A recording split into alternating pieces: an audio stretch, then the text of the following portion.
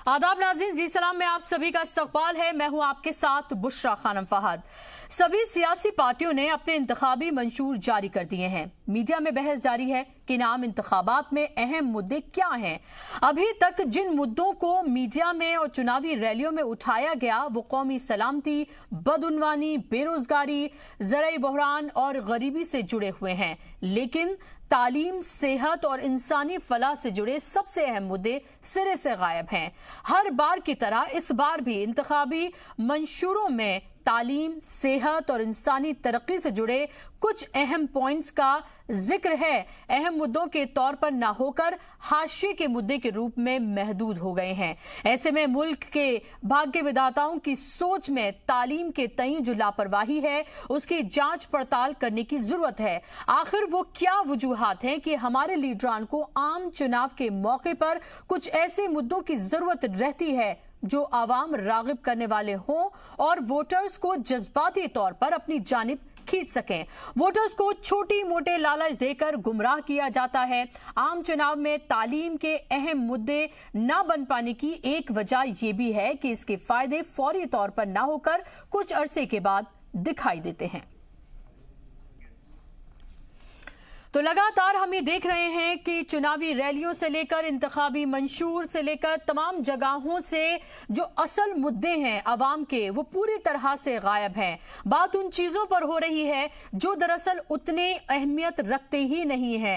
तालीम की अगर हम बात करें, चाहे कांग्रेस के मंशूर की हम बात करें या फिर हम बीजेपी के हम मैनिफेस्टो की बात करें, कांग्रेस ने जहां ये कहा है कि 6% जीडीपी का हम एजुकेशन पर खर्च करेंगे, नए इंस्टीट्यूट्स बनाएंगे, यूनिवर्सिटीज बनाएंगे, तो वहीं बीजेपी ने कहा है कि वो नई सीटें जो है बढ़ाई जाएंगी, नए यूनिवर्सिटीज, इंस्टीट्यूट्स खोले जाएंगे। लेकिन एक बड़े तौर पर जो कही जानी चाहिए थी बातें, जो प्रायोरिटीज में होनी चाहिए थी, जो टॉप प्रायोरिटीज में होनी चाहिए थी, वो कहीं से नजर नहीं आ रही हैं। ऐसा क्यों हो रहा है, इस पर बात करने के लिए मेरे साथ खास मेहमानों का पैनल मौजूद है। इनका तारुफ मैं आपसे करा देती हूं।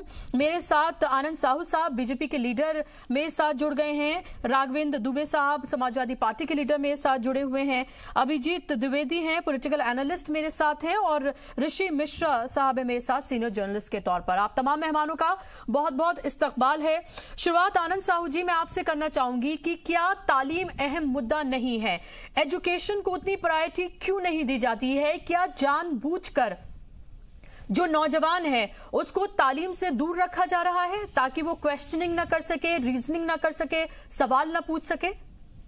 नहीं बुशरा जी, मुझे लगता है ये एक तो सवाल ही मुझे लगता है थोड़ा बहुत कन्फ्लिक्टिंग है, क्योंकि सरकार तो अभी जो प्रधानमंत्री नरेंद्र मोदी जी के आने के बाद इतना कहा है कि एजुकेशन कंपलसरी हो और इतना ही नहीं, +2 तक कोई ड्रॉप आउट ना हो उसको भी निश्चित किया जाए। नहीं, एजुकेशन कंपलसरी तो बहुत दिन से है। ताकि नहीं एजुकेशन कंपलसरी तो बहुत दिन से है। शिक्षा का अधिकार कोई अभी 5 साल में थोड़ी मिला है। +2 तक एजुकेशन में कोई ड्रॉप आउट ना हो उसको निश्चित किया जाए। और इतना ही नहीं, जो प्राइवेटाइजेशन के कारण जो माफिया हो गया है एजुकेशन में, जो आज शिक्षा के क्षेत्र में जितने भयंकर फीस वसूली होती है अभिभावकों से, उस पे भी लगाम लगाने के लिए तो अभी भी बहुत सारे अभी भी बनाए गए हैं। आनंद जी क्या बात कर रहे हैं आप? अभी भी आप देखें लगातार लोगों की शिकायत हो रही, लोग कोर्ट तक पहुंच रहे हैं, जो पेरेंट्स है वो कोर्ट तक पहुंच रहे हैं। मैं कह रहा हूँ, लेकिन हमारी जो सरकार है वो सबसे बड़ी अच्छा, आप मुझे बता दें। और बहुत बड़ी बात बता रहा हूँ आपको, जो टेक्निकल एजुकेशन लेने के बाद भी शिक्षा का स्तर जो पिछले जो सरकारों ने जो भी रहा होगा इतना निम्न रहा कि बीटेक करने के बाद भी आज करोड़ों की संख्या में बेरोजगार हैं लोग। तो वो जो उसको कमी करने के लिए आप मुझे बताइए आनंद साहू जी, आपके ही सवाल पर मेरा काउंटर सवाल है मेरे पास। करने के लिए एक ग्लोबल स्टैंडर्डाइज करने के लिए AICTE को ऑलरेडी रिफॉर्म कर दिया है। और इतना ही नहीं, दुनिया से लोग पढ़ने आएंगे, विश्व में जो हमारे स्टूडेंट जा रहे हैं पढ़ने के लिए, मुझे बताइए छोटी छोटी पोस्ट के लिए जहां पर मिनिमम एजुकेशन की रिक्वायरमेंट भी नहीं होती है, जहां 10वीं 8वीं पास लोगों की जरूरत होती है, वहां पर इंजीनियर्स, वहां पर MBAs, वहां पर पोस्ट ग्रेजुएट जो हैं वो जाकर वहां पर अर्जी देते हैं। हालत तो ये है, आप किसकी बात कर रहे हैं? आप देखिए, मुझे याद है एक भोपाल में कोई पोस्ट के लिए वैकेंसी आया था, तो इवन पीएचडी लाखों लोगों ने अप्लाई किया। तो मेरा ये कहना है कि ये देश में पहली बार ऐसा नहीं हो रहा है कि प्रधानमंत्री जी आने के पहले का घटना बता रहा हूँ, आज की घटना नहीं बता रहा हूँ, प्रधानमंत्री नरेंद्र मोदी जी के आने के पूर्व की घटनाएं बता रहा हूँ। आज भी स्थिति देखिए, कहीं ना कहीं जो सेल्फ एम्प्लॉयमेंट है, इंटरप्रेन्योरशिप है, स्टार्टअप है, स्किल इंडिया है, ये सबसे काफी मोटिवेशंस और कहाँ क्या बात कर रहे हैं आप? सारे छोटे कारोबार डिमोनेटाइजेशन के बाद बंद हो गए हैं। अब पूरे इतनी बुरी कगार पर जो है वो। एक बात मैं आपको बताता हूँ उषा जी, मैं अनऑर्गेनाइज सेक्टर को डील करता हूँ। आपको शायद मालूम है कि नहीं, कितने संख्या में अनऑर्गेनाइज सेक्टर में काम करते हैं लोग। टोटल वर्कफोर्स जो है भारत की, उसका 94%। पहले ये था 89 to 90%, बाद में बढ़ते बढ़ते ये 2014 से पहले के आंकड़े बता रहा हूँ जी, वो 94% आ गया। और ये अनऑर्गेनाइज वर्कर्स कौन है? जो लोग जिनका कोई मानदेय नहीं तय है, जिनका कोई समय सीमा नहीं तय। चलिए, मैं दूसरे गेस्ट के पास जाना चाहती हूँ। आनंद साहू जी, मैं आपके पास लौटूंगी, तौर पर जी। राघवेंद्र दुबे जी, मुझे बताइए कि तमाम सियासी पार्टियां इंक्लूडिंग योर पार्टी, जो तालीम के जो मुद्दे, जो एजुकेशन, जो सबसे इम्पोर्टेंट होनी चाहिए, जो हमारे मुल्क की जो आने वाली नस्ल है या जो हमारी नौजवान नस्ल है, क्योंकि हम एक यंग कंट्री हैं, जो तस्वीर और तकदीर बदलते, उन्हीं के मुद्दे सबसे पीछे क्यों हैं? आखिर उनकी बात क्यों नहीं की जाती है? शायद मैं आपके पास लौटूंगी आनंद जी। मैं राघवेंद्र जी से पूछ रही हूँ सवाल। कहीं पीछे नहीं है। आज आप देखिए, प्रधानमंत्री ने क्या कहा? आनंद जी, मैं तो उनसे भी सवाल पूछ रही हूँ। आनंद जी, मैं उनसे भी सवाल पूछ रही हूँ, सेम सवाल पूछ रही हूँ। रुक जाइए, मैं आपको रैली करने का मौका दूंगी। 1 मिनट रुक जाइए जी। आप दूसरा जी, मैं ये कहना चाहता हूँ, आनंद जी ने बहुत सारी बातें कही, लेकिन ये नहीं बताया कि इन 5 सालों में किया क्या। क्योंकि इनकी सरकार हमेशा ये कहती है कि इनका माइलेज थोड़ा अच्छा भी है, इनका माइलेज बड़ा अच्छा बताते हैं, 55 महीने वर्सेस 55 साल। अगर कांग्रेस के 55 साल या कहें कि 60 साल और इनके पूरा ये कार्यकाल अगर बराबर है, तो ये बताएंगे कितनी यूनिवर्सिटी बनाई और उन्होंने शिक्षा के लिए क्या किया। चलिए, उनको छोड़ दीजिए। आप राघवेंद्र जी, मैं आपकी बात अपनी जी। हमारी सरकार जब उत्तर प्रदेश में थी, तो आपने देखा होगा, आपकी सरकार तो 2 कमरे में यूनिवर्सिटी बोलिए। साहू जी, आपको कुछ आता है, समझ नहीं आता। आनंद जी देखिए, बहुत सिविलाइज तरीके से मुझे लगता है कि बहस करनी चाहिए। बहुत इंपॉर्टेंट इश्यू पे हम बात कर रहे हैं। सबको मैंने पूरा मौका दिया है, मैं सबको पूरा मौका दूंगी, मैं सबको पूरा मौका दूंगी जी। मैं बात कहना चाहता हूँ, जब अखिलेश जी की सरकार आई, हमने पढ़ने की दिशा में अलग काम किया। हमने छात्रों को आगे बढ़ाने के लिए छात्राओं को 17 लाख से ज्यादा लैपटॉप बांटे कि उनकी शिक्षा आगे हो। क्योंकि गरीब बच्चे जो प्राइमरी स्कूलों में पढ़ रहे हैं, उनके पास एक लैपटॉप लेने तक की व्यवस्था नहीं होती है, चाहे वो मेडिकल कॉलेज बनाने की बात हो या शिक्षा के। लेकिन मुझे राघवेंद्र जी, मुझे बताइए, आपने लैपटॉप बांटे, चलिए मैंने आपकी बात को मान लिया, लेकिन जब तक आप तालीम का जो स्तर है, अगर आप उसको ही इंप्रूव नहीं करेंगे, अगर लॉ एंड ऑर्डर की व्यवस्था ही ठीक नहीं होगी कि लड़कियां जाकर आराम से पढ़ सकें और बिना किसी रुकावट के, बिना किसी चीज के ड्रॉप आउट ना हो, ये तमाम चीजें मैं ये भी देख रही हूं कि जो मैनिफेस्टोज हैं, जो रैलियां हो रही हैं, जो बात की जा रही है, आरोप प्रत्यारोप ज्यादा हैं, एक दूसरे के ऊपर इल्जाम ज्यादा हैं, लेकिन ये मुद्दे गायब हैं। ऐसा लग रहा है कि मुद्देहीन चुनाव इस बार हो रहा है। बिल्कुल, आप बिल्कुल सही कह रही हैं कि जबकि बात होनी चाहिए कि आपने शिक्षा क्षेत्र में क्या किया, आपने चिकित्सा के क्षेत्र में क्या किया, या आपने जो 2014 में वादे किए थे घोषणा पत्र के माध्यम से। हालांकि उस पर कोई कानूनी अभी वो नहीं है, दस्तावेज नहीं है, तो कोई भी नेता कुछ भी कह करके निकल जाता है, जबकि उसको पूरा होना चाहिए था। लेकिन वो कोई भी वादा, आप देख लीजिए, जो भी रैली हो रही, चाहे प्रधानमंत्री जी की हो, किसी की, वो उस पर बात ही नहीं कर रहे हैं, बिल्कुल भी नहीं कर रहे हैं। आपको नहीं लग रहा कि अपोजिशन भी यूनाइट होकर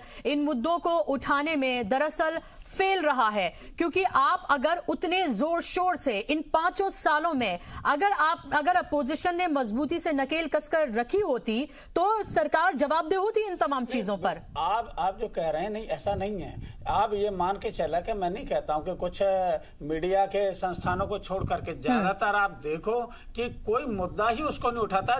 लगातार विपक्ष ने मुद्दे उठाए लेकिन उनको जगह नहीं दी गई, वो बात ही नहीं हुई है। ज्यादातर आप देखें कि डिबेट्स जो भी हुई, देखिए कितने लोग कितनी पार्टियां आवाम के मुद्दे लेकर, ऋषि जी आप ये देखिए कि कितनी पार्टियां आवाम के मुद्दों को लेकर सड़कों पे उतरी, कितनी पार्टियों ने आंदोलन किए, कितनी पार्टियों ने यह बात की कि भाई क्यों आप सिर्फ हिंदू मुस्लिम राष्ट्रवाद आतंकवाद की इन तमाम चीजों की बात कर रहे हैं, क्यों नहीं आप आम लोगों की बात करते, तरक्की किस तरह से करे हमारा मुल्क, नौजवान किस तरह से आगे बढ़े, बेरोजगारी किस तरह से खत्म हो, तालीम किस तरह से हासिल करे, स्वास्थ्य की जो हमारी सेवाएं हैं वो किस तरह से बेहतर हो।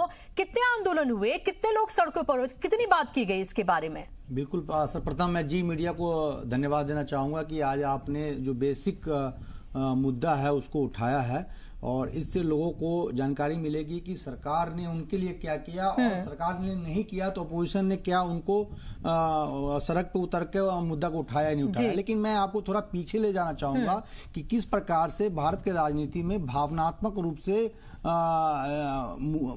मुद्दे जो है भावनात्मक रूप से आगे करके मुद्दे को कैसे पीछे किया जाता है। आपको 1984 के टाइम में मैं ले जाना चाहता हूं। 1984 में आप देखे होंगे कि चंद्रशेखर जो भारत के प्रधानमंत्री भी बाद में बने, चंद्रशेखर ने पूरे भारत में पदयात्रा किया और चंद्रशेखर को युवा तुर्क के रूप में माना जाने लगा था और युवा तुर्क के रूप में उपाधि भी दी गई। लेकिन भावनात्मक ये होता है कि उसी 1984 के मध्य में इंदिरा गांधी की हत्या होती है। इंदिरा गांधी की हत्या के बाद जिस प्रकार से भावनात्मक रूप से माहौल बनता है, चंद्रशेखर जैसे युवा तुर्क जो पूरे भारत में जिसके माहौल थी उनके प्रति माहौल था और चंद्रशेखर बलिया अपने गृह जिला से चुनाव हार जाते हैं। तो भारत के राजनीति में भावनात्मक जो माहौल जो होते हैं वो बहुत ही प्रभावी होते हैं। उसका एग्जाम्पल मैं दूसरा एग्जाम्पल आपको देना चाहता हूं। 1990 के दशक में देखेंगे 2 बड़े मुद्दे उठ के आए थे, मंडल और कमंडल। मंडल के कारण जो है आप देखेंगे कि कई नेताओं का उभार हुआ और कमंडल के कारण जो हमारे आनंद साहू बगल में बैठे हैं उनकी पार्टी की उभार हुई। तो ये भारत का ये आप कहिए एक दुखती रग है जिसके कारण जो है आज देखिए कि आज भी हमारे जो नेता हैं चाहे वो किसी भी पार्टी के हों, चाहे कांग्रेस के हों या बीजेपी के हों या अन्य पार्टी के हों, भावनात्मक मुद्दा ज्यादा जोड़ देते हैं। आज भी देखिए, आज भी चुनाव में आप देखिए कि हर पार्टी घोषणा पत्र में बेसिक चीजों को रख रही है, लेकिन जब वो दिखावे के लिए जैसे शोपीस होता है ना, जैसे जी जब आप मंच पे जाते हैं तो मंच पे जाते ही आप भावनात्मक भाषण देते हैं ताकि जो है जनता जो है उस भावना के बाहर में बह जाए। तो कहीं ना कहीं मैं समझता हूं कि हमारे जो नेता हैं जो बेसिक चीज से पब्लिक को दूर करना चाह रहे हैं। मैं दूसरा एग्जांपल, आप एजुकेशन की बात कर रही थी, मैं आपको बताऊं इसके लिए यूपीए सरकार को भी मैं जिम्मेवार मानता हूं और इस सरकार भी इसके लिए कहीं ना कहीं जिम्मेवार है।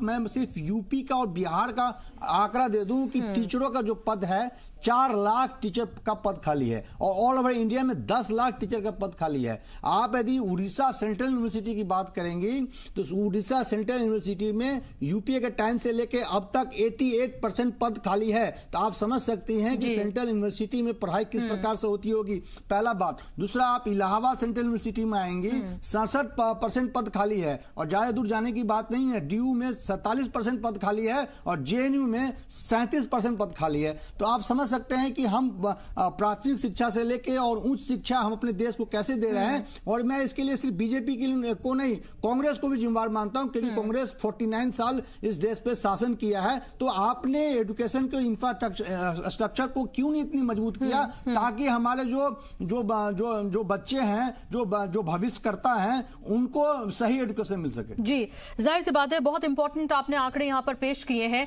और ये आई ओपनर की तरह हैं क्योंकि बातें बहुत सारी की जाती हैं, लेकिन आप ये देखें कि उनकी बातों के पीछे की असली सच्चाई क्या होती है वो सबके सामने लाना बेहद जरूरी है। अभिजीत, आप ये देख रहे होंगे कि लगातार रैलियों की बात करें या फिर जब से एक तरह से कहें कि पिछले कुछ महीनों से जो शबाब पर है पूरा अपना इलेक्शन का जो पूरा रूप है पूरे शबाब पर है, हम ये देख रहे हैं कि जाती इल्जाम तराशी ज्यादा हो रही है, एक दूसरे पर आरोप प्रत्यारोप ज्यादा लगाया जा रहा है, घर परिवार से लेकर तमाम चीजों की बात की जाती है और इससे भटकाया जाता है, फिर लोग भी इसमें उलझ जाते हैं, वो भी इसी तरह की बात करते हैं। ऐसे में जो असल मुद्दे हैं जिन पर बात होनी चाहिए 5 साल के बाद, जो कायदा कहता है वो ये कि आप 5 साल के बाद ये पूछें कि आपने जो 5 साल पहले वादे किए थे उनमें से आपने कितने पूरे किए, कितने अधूरे रह गए। अब आप 5 साल फिर से हमसे बात कर रहे हैं वोट देने की, अगले 5 साल फिर आप हमसे मांग रहे हैं, क्या आप करने जा रहे हैं, क्या आपका रोड मैप है? ये तो कोई बात ही नहीं हो रही है,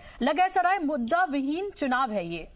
देखिए, सवाल काफी लंबा है तो मैं उत्तर थोड़ा लंबा दूंगा। जी, बात यह है वास्तव में कि चुनाव को सिर्फ हम ये नहीं कह सकते कि इन 3 मुद्दों पे बात हो रही है या नहीं हो रही है, इसलिए चुनाव मुद्दों पर हो रहा है कि नहीं हो रहा है। किसी भी चुनाव में जब इस प्रकार से 5 वर्षों बाद देश का चुनाव होता है तो वो एक दिशा तय करने वाला चुनाव होता है कि अगले 5 वर्ष भारत किस तरफ जाना चाहता है और भारत की रणनीति क्या होगी। इस दिशा में 2 महत्वपूर्ण दलों की हम तुलना करें तो हम देखेंगे कि वर्तमान सरकार जो होगी उसने क्या काम किए, उसने क्या प्रोमिसेस किए थे, उसने कितने पूरे किए हैं या उसकी प्रामाणिकता क्या है, उसकी कार्य क्षमता क्या है। दूसरी तरफ हम देखते, इस दृष्टि से हम देखेंगे तो मोदी जी लगातार, देखिए आप लगातार, हम ये मीडिया की भी गलती है और हम लोग की भी गलती है, जनता की भी गलती है कि आप देखिए मोदी जी के भाषणों को देखिए, तो कल उन्होंने चित्रदुर्ग में भाषण दिया हो या लातूर में भाषण दिया हो, उनके भाषण का काफी बड़ा हिस्सा विकास के ऊपर केंद्रित था और एक निश्चित बड़ा हिस्सा जो है राष्ट्रीय सुरक्षा पे भी केंद्रित था। कोई देखिए आप बाइनरी क्रिएट करना चाहे ना कि क्योंकि एजुकेशन एक बहुत इंपॉर्टेंट इशू है, हेल्थ बहुत इंपॉर्टेंट इशू है, लेकिन जो राष्ट्रीय सुरक्षा है क्या वो महत्वपूर्ण इशू नहीं है? क्या लोगों को मिलने वाली बेसिक सुविधाएं? Abhijit, I disagree with you क्योंकि लातूर की पूरी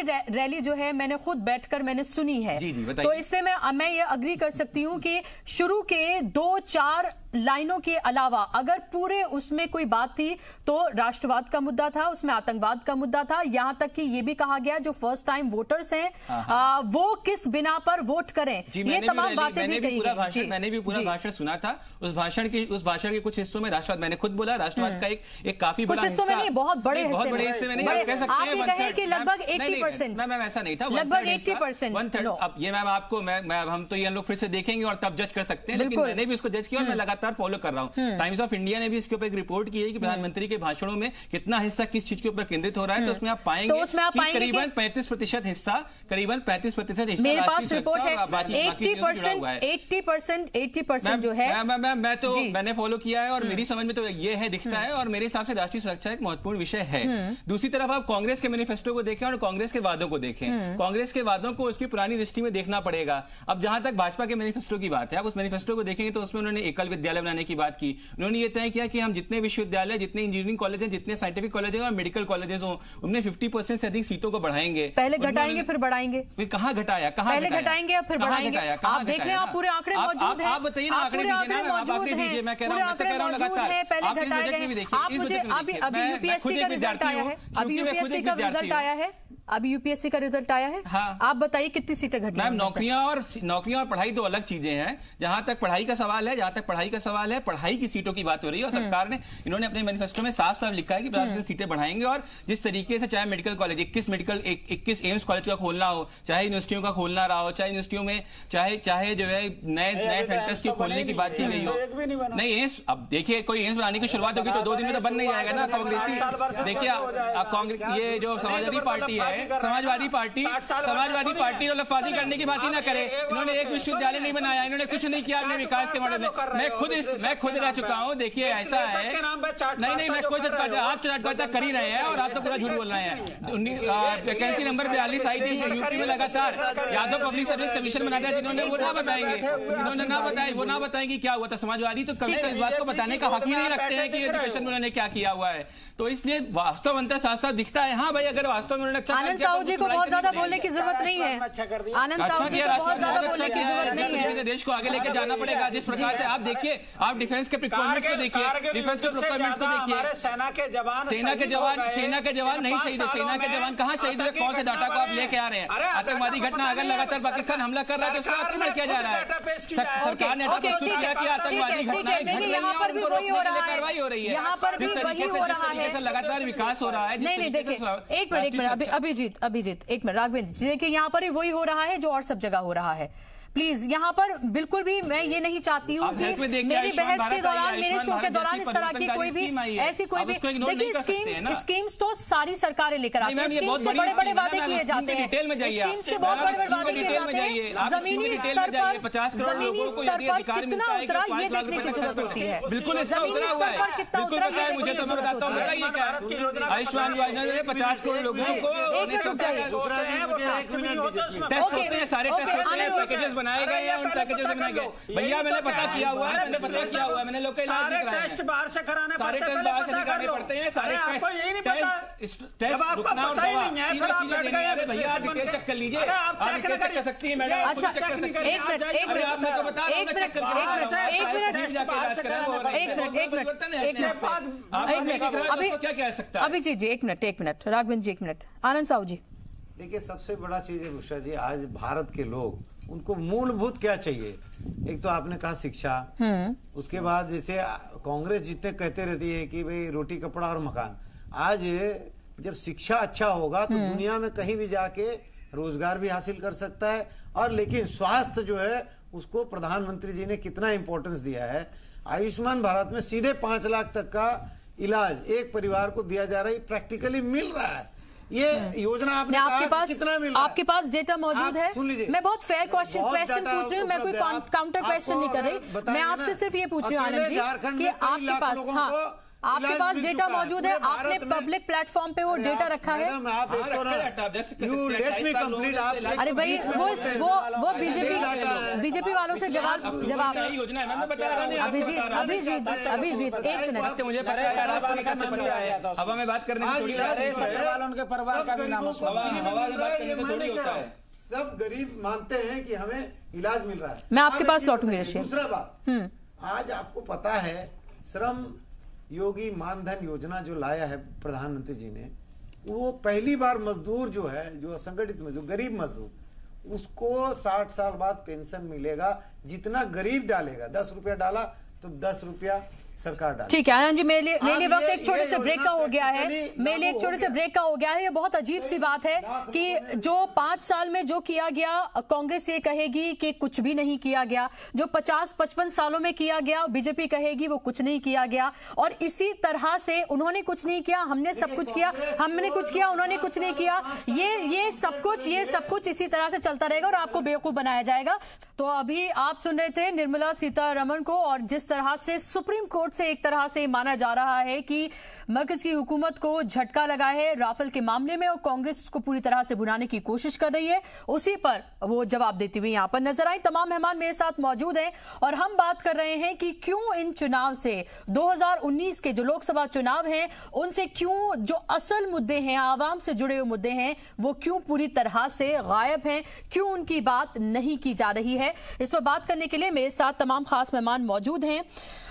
ऋषि मिश्रा जी, आप ये देख रहे हैं कि जब हम बात करते हैं असल मुद्दों की तो हम ये पाते हैं कि एक तरह से जो मैनिफेस्टोज हैं, क्योंकि वो एक तरह से दिखाते हैं कि आगे सरकार जो है 5 सालों में क्या करने जा रही है, क्या वादे करे जा रहे हैं, क्योंकि रैलियों में जो देखा जाता है वहां पर भीड़ मौजूद होती है, उनको जज्बाती तौर पर भड़काया भी जाता है, अली बजरंगबली की भी बात की जाती है, हर चुनाव में इस तरह की तमाम चीजें, नारे, बातें आती हैं।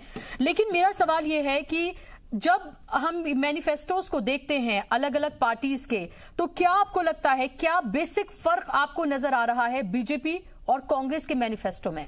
देखिए, दोनों पार्टी, मैं शुरू में ही कहा है, दोनों पार्टी जो है बेसिक मुद्दा को उठाई है, लेकिन ये मेरा सवाल दोनों पार्टी के प्रतिनिधि से है कि क्या जो आप डॉक्यूमेंट विजन, किसी जो मैनिफेस्टो होता है वो डॉक्यूमेंट विजन होता है कि मैं अगले 5 साल में जो पार्टी सत्ता में आएगी तो मैं क्या करने जा रहा हूं। तो क्या आप डॉक्यूमेंट विजन को धरातल पे इंप्लीमेंट करते हैं या नहीं करते हैं, ये देखना दिलचस्प होता है। चाहे आप किसी भी सरकार को ले लीजिए, चाहे यूपीए को ले लीजिए, चाहे आप एनडीए को ले लीजिए।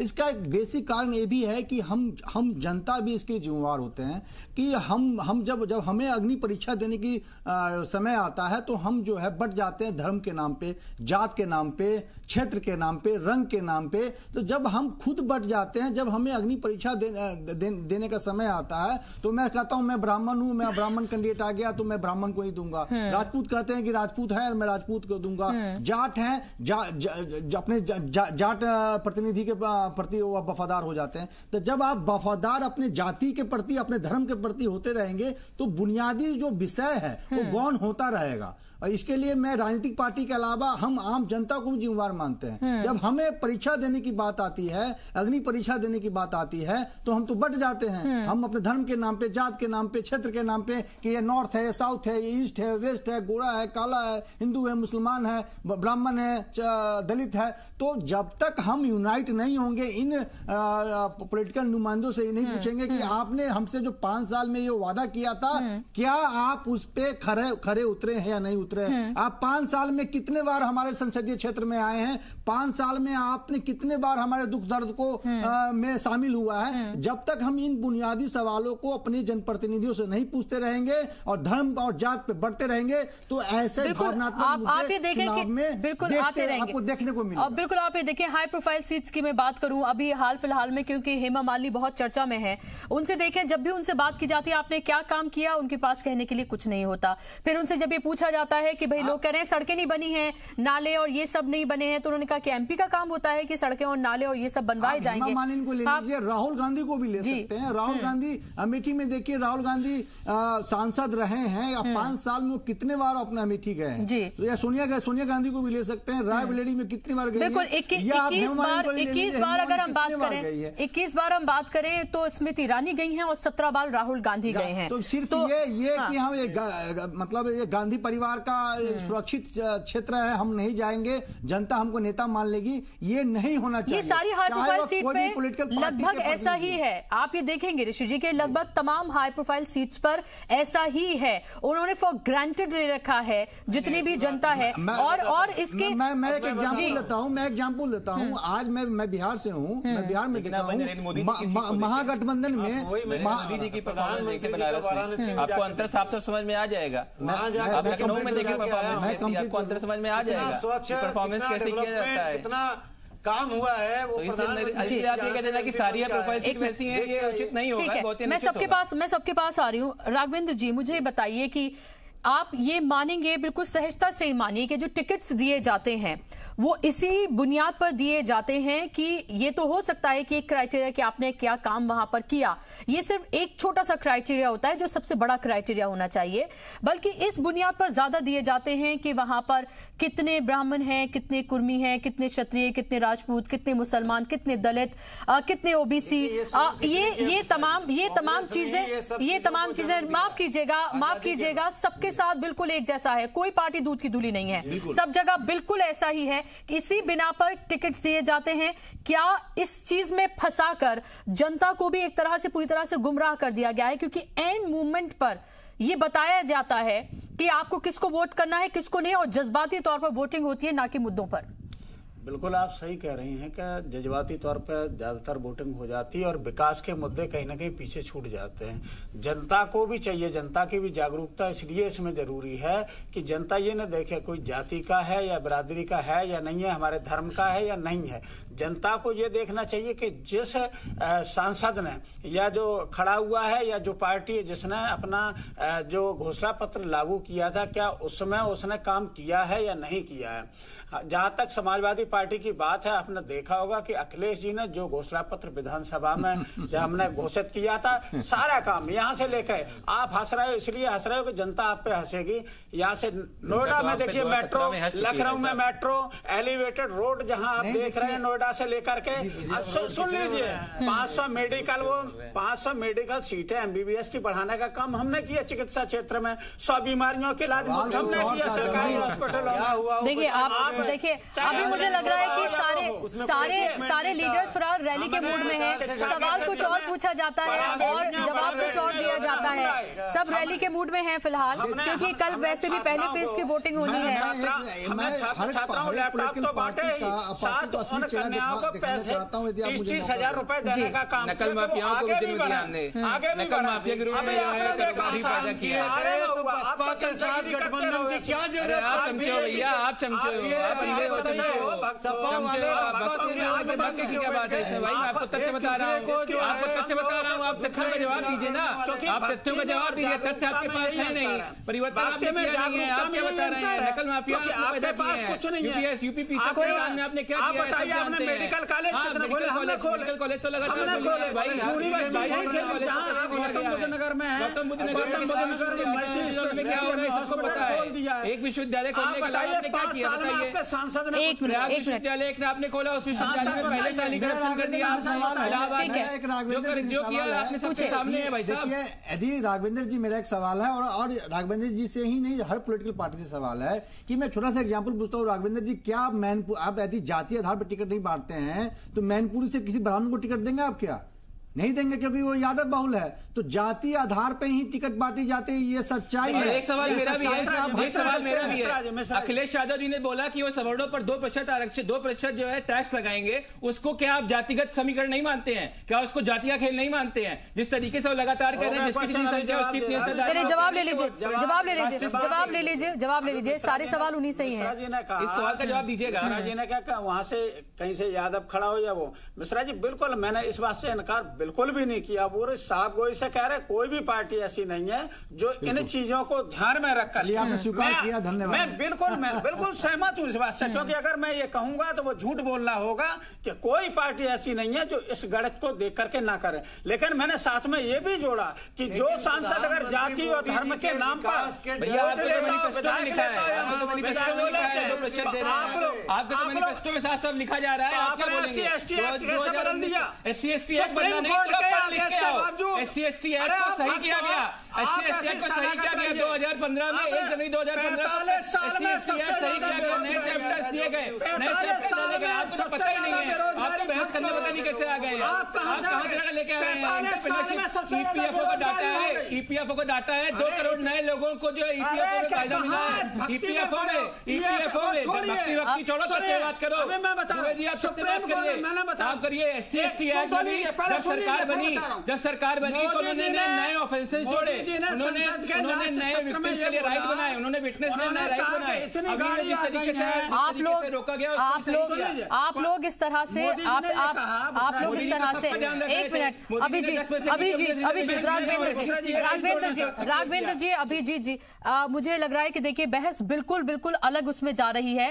कल पहले फेज की वोटिंग है, कम से कम हम इस तरह की तस्वीर पेश ना करें ताकि हम लोगों को किसी भी तरह से भ्रमित करें। हमें चाहते हैं कि हम वो मुद्दे उठाएं ताकि वो सोच सके कि उन्हें किसको वोट करना है और किसको वोट नहीं करना है। कम से कम इस बिना पर वो अपने नुमाइंदे चुन सके, ना कि मजहब जात के हिसाब से राष्ट्रवाद, आतंकवाद और इन तमाम मुद्दों पर वो चुने, बल्कि असल मुद्दों पर चुने। जी, अब परेशानी यह है कि सबके सवाल जो है सिर्फ राघवेंद्र जी से हैं। आनंद जी भी यहाँ बैठे हुए, उनसे सवाल किसी का नहीं है। एक सेकंड, आप मेरे बात के बाद में बोलना, जवाब देना। मैं ये कह रहा हूँ, तो अभी बता रहे थे जिस तरीके से आंकड़े बता रहे थे, प्रधानमंत्री जी ने अपने लोकसभा का जब अंतिम दिन था, वो बता भी रहे थे, आंकड़े बता रहे थे, इतना कॉमर्शियल बहाना ये है। उन्होंने देखिए कितनी चालाकी से ये लोग खेल करते हैं कि वो वाहन जिनको सुप्रीम कोर्ट ने रिजेक्ट कर दिए, 10 साल बाद नहीं चलेंगे, वो नए वाहन आए, इन्होंने उसको नौकरी में जोड़ दिया। पकौड़ा तलना 45 साल में सबसे ज्यादा रोजगार हास्पद इसलिए है क्योंकि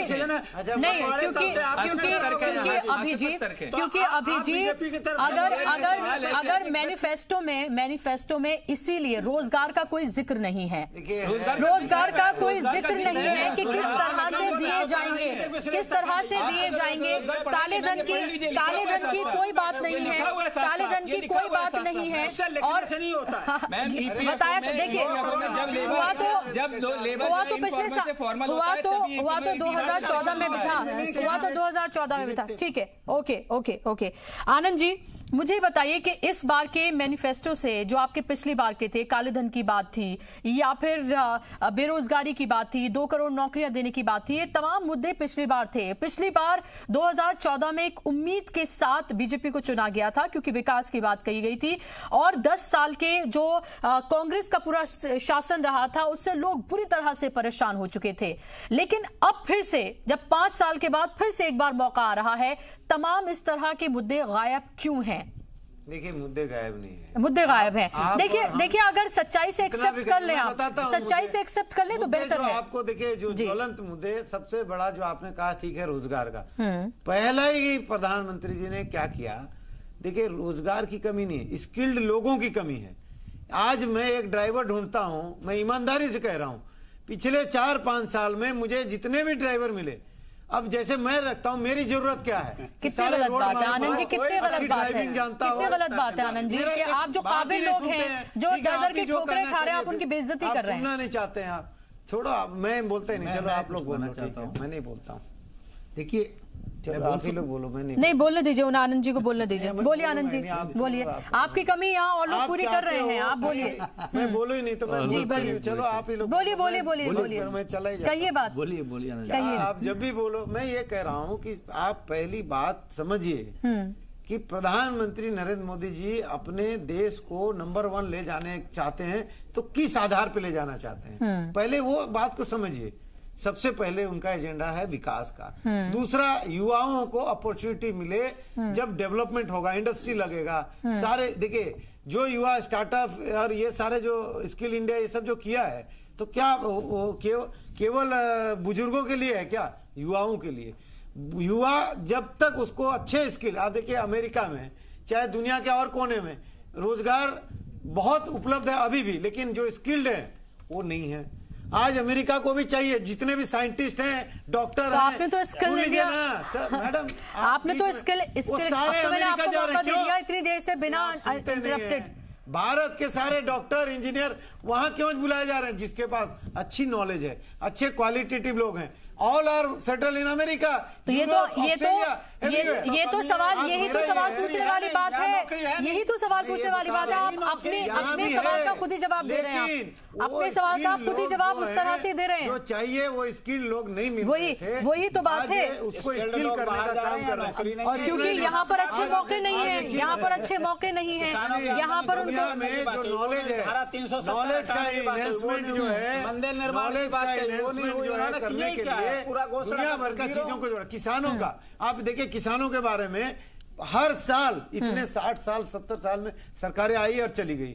इंफ्रास्ट्रक्चर आप देखिए, आप तमिलनाडु गए हैं कि नहीं मालूम है, केरल गए हैं कि नहीं मालूम है, आंध्रा गए, जहां इंफ्रास्ट्रक्चर, पंजाब गए हैं कि नहीं मालूम, जहां इंफ्रास्ट्रक्चर किसानों के लिए है, जहां पानी है, बिजली है, स्टोर है, फूड प्रोसेसिंग यूनिट है, और सारे जो प्राइवेट इंडस्ट्री को वहां इन्वॉल्व किया है, लेकिन साफ तौर पर ये लग रहा है, चाहे कांग्रेस का हो मैनिफेस्टो या फिर बीजेपी का हो, लॉलीपॉप ज्यादा है, सबके लिए लॉलीपॉप ज्यादा है। कोई ये नहीं कह रहा, कोई ये नहीं कह रहा है कि किस तरह से कारोबार बढ़ाए जाएंगे, इसकी बात कोई नहीं कर रहा है।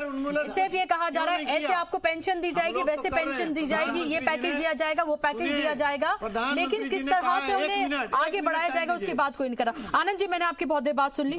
ऋषि, छोटे किसान, ठीक है, जो गरीब ओके उत्पादन बढ़ाने के लिए 25 लाख, ठीक है आनंद जी 10,000 करोड़ डालते थे और कहते थे हरित क्रांति लाएंगे। ओके, 25 लाख करोड़ डाल रहे हैं। अरे ये है घोषणा पत्र नहीं, संकल्प पत्र है। और इतना ही नहीं, 60 साल से अधिक आयु के छोटे किसानों को पेंशन मिलेगा। इलाज तो पहले ही फ्री कर दिए, गैस कनेक्शन दे दिया। अगर 1.5 लाख डेली मेडिसिन केंद्र खोल रहे हैं, डायरेक्ट। ठीक है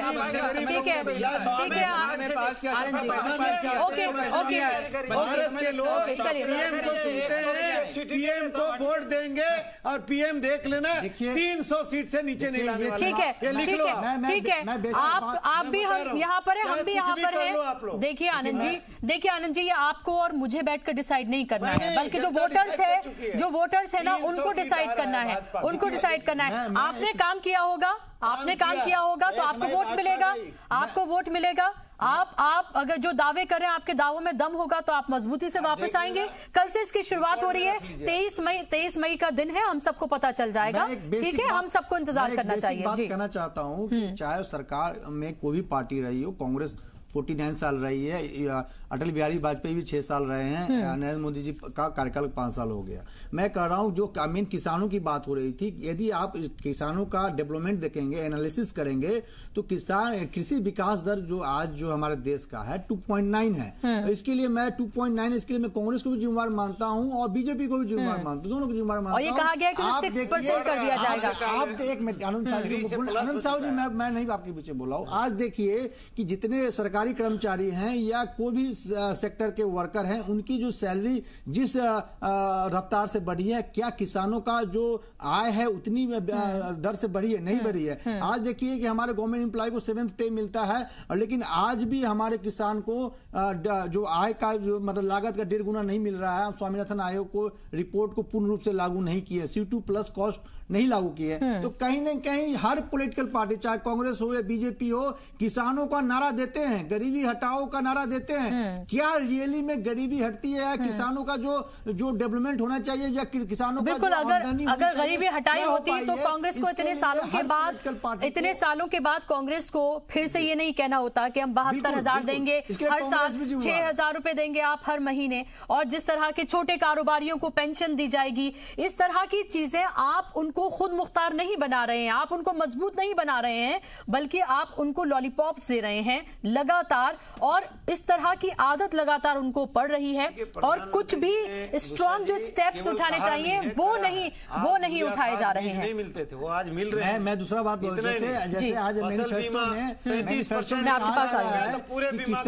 किसान का जो आय है दुगुना कर दूंगा। मुझे बहुत हंसी आती है जब आपका कृषि विकास दर 2.9 है, तो 2022 में अधिक करेंगे, कैसे कर पाएंगे? आपको 28 साल लग जाएगा। यही तो बात है कि रियलिस्टिक आप भी शासन में रहे हैं, आप भी थर्ड फ्रंट की सरकार थी, उसमें आप रियलिस्टिक जो है गोल्स नहीं है की, कांग्रेस की। क्या हुआ किसानों? आपके थर्ड फ्रंट राघवेंद्र जी, आप संयुक्त मोर्चा में हिस्सेदार थे, आप संयुक्त मोर्चा सरकार ने किसानों के लिए क्या किया? जहाँ बंजर भूमि थी उसको भूमि सेना तैयार करके हर पॉलिटिकल पार्टी किसानों के साथ मजाक करती है। उसका उदाहरण है कि आज भी कृषि विकास दर 2.9 है। वृष्टि में उनको देखिए, हमेशा सहायता करिए। गलत बोल रहे हैं, 2.9 नहीं है, अभी बढ़ गया है। देखिए सर, आप ही का ये विकास दर 2017 में 6.3 था। किसको गलत बुलाएंगे आप? किसको गलत बोलेंगे? देखिए 6.3 था 16-17 में कृषि विकास दर में ये बता रहे हैं, लिखा है कृषि विकास दर। ये देखिए, मजाक नहीं कर रहा हूँ, ये लोगों को मैं रिपोर्ट दे रहा हूँ। रोजगार नहीं है। Last word to Abhijit, last word to Abhijit. Connection के साथ आनंद जी एक अंतर में मिश्रा जी, मैं आपको बताना चाहता हूँ कि कृषि विकास दर में और कृषि में जो इनकम के विकास दर के अंतर में, दोनों चीजों में अंतर है। तो उस चीज को आप एक साथ नहीं कर सकते कि वो ये चीज जो है रिफ्लेक्ट कर रहे हैं दूसरे को। जहां तक विषय, देखिए मैम, आपने एक विषय रखा कि क्यों महंगाई का विषय गायब है या क्यों और बाकी विषय गायब है। तो सवाल यह है कि महंगाई का विषय गायब इसलिए है क्योंकि महंगाई आज मुद्दा नहीं बन रही है चुनाव में। महंगाई दर जो है पिछले 15-20 सालों में अपने सबसे न्यूनतम स्तर पर पहुंच चुकी है, जबकि 2012-13 में 13% से ऊपर की महंगाई दर चल रही थी और आज कम हो चुकी है। आप आनंद जी लगातार मत बोलिए ना, आप बोलिए मत लगातार बीच में। आप खुद खरीदते होंगे ना, आप खुद दाल खरीदते होंगे, कुछ बाकी चीजें खरीदते होंगे, सब चीजें समझ में आता है कि अंतर का। हाँ, देख लीजिए, अब जाके हम तो देख लीजिए, कह रहे हैं सब्जी। तो आज महंगाई खुद कांग्रेस नहीं बोल पा रही है कि महंगाई मुद्दा है। कांग्रेस खुद नहीं बोलती महंगाई मुद्दा है। आज करप्शन मुद्दा नहीं है क्योंकि 5 साल में करप्शन का कोई चार्ज नहीं लग सकता है। आज कोई मुद्दा, आज वास्तविकता ये है, शहीदों के शहादत का विषय नहीं है। आज विषय ये है महत्वपूर्ण तौर पर कि देश 2014 यही तो सवाल है ना, सरकार थी, गरीबी दूर हो गई है तो गरीबों को ये क्यों दिया जा रहा है? किसान खुशहाल है तो किसानों को ये सब क्यों दिया जा रहा है? कारोबारी खुशहाल है तो कारोबारियों को ये सब क्यों दिया जा रहा है? सवाल यही है। बहुत बहुत शुक्रिया, बहुत शुक्रिया आप तमाम लोगों का। बहुत शुक्रिया आप तमाम लोगों का यहाँ आने के लिए। तो कल आपको पहले फेज की वोटिंग होनी है, 11 अप्रैल है कल। अपने वोट का इस्तेमाल आप जरूर करें और ये देखकर आप इस्तेमाल करें कि कौन सा नेता आपके जगह का, कौन पार्टी आपके मुद्दे उस तरह से उठा रही है जो वाकई में आपके लिए मायने रखते हैं। जज्बाती तौर पर जात बिरादरी में, मजहब में ना बंटकर, रंगों में ना बंटकर, अली बजरंग बली में ना बंटकर आप ये डिसाइड करें कि आपको किसको वोट करना है, कौन आपके विकास की, असल में आपके मुद्दों की कौन बात कर रहा है। इसी के साथ इस बुलेटिन में बस इतना ही।